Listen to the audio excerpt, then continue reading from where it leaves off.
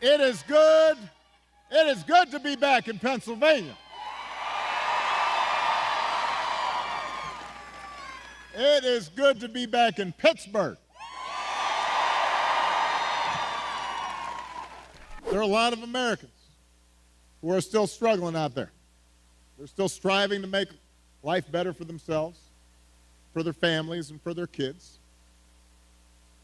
And let's face it, as a country, we've been through a lot these last few years. We had a historic pandemic wreaking havoc on communities and businesses. Disruptions from the pandemic then caused prices to spike, and that put a strain on family budgets. And in many ways, it's felt like the aspirations of working people have taken a back seat to the priorities of the rich and the powerful. So I get it, why people are looking to shake things up. I mean, I am the hopey changey guy. So I understand people feeling frustrated and feeling we can do better. What I cannot understand is why anybody would think that Donald Trump will shake things up in a way that is good for you, Pennsylvania. I don't understand that.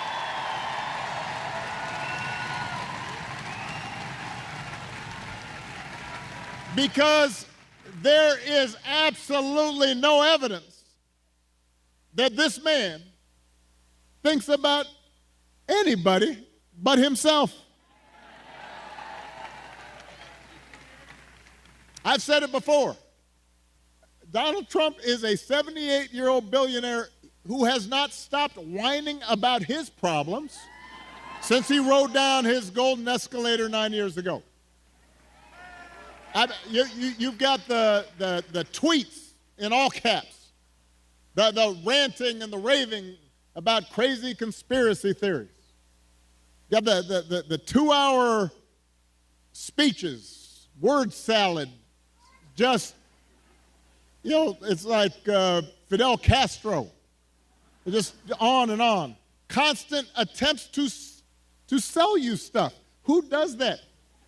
Selling you gold sneakers and a $100,000 watch and most recently a Trump Bible.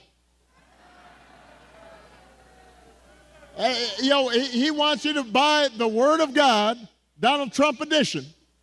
Got his name right there next to Matthew and Luke. I mean, you could not make this stuff up. Do not boo. Vote.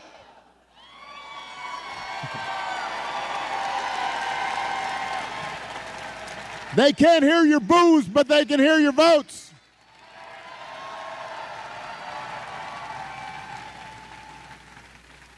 Most of all, Donald Trump wants us to think that this country is hopelessly divided between us and them, between the quote-unquote real Americans who support him and the outsiders who don't.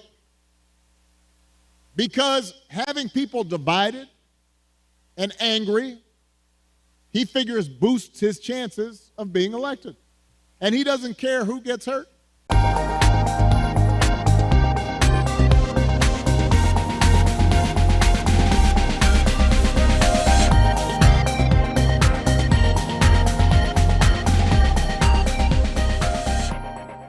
Kamala already worked with Joe Biden to take on the drug companies and bring down the cost of insulin and hearing aids and more than 50 prescription drugs.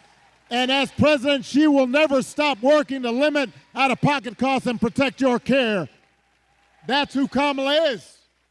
She's got a track record of doing it. And here's a big one. Instead of giving more tax breaks to billionaires and raising prices on working families, Kamala will give a tax cut to 100 million middle class and working people here in America.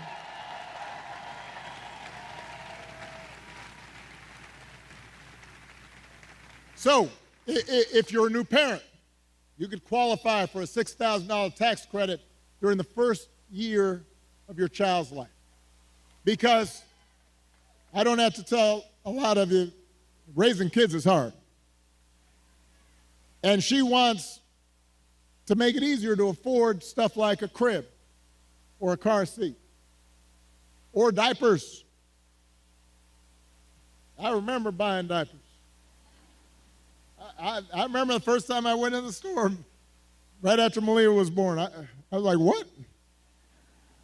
That's how much diapers cost? I remember changing diapers. You think Donald Trump ever changed the diaper?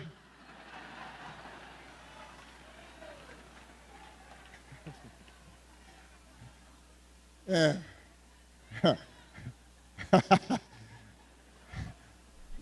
That is not what real strength is. It never has been. Real strength is about working hard and carrying a heavy load without complaining. Real strength is about taking responsibility for your actions and telling the truth even when it's inconvenient. Real strength is about helping people who need it and standing up for those who can't always stand up for themselves. That is what we should want for our daughters and for our sons, and that is what I want to see in a president of the United States of America.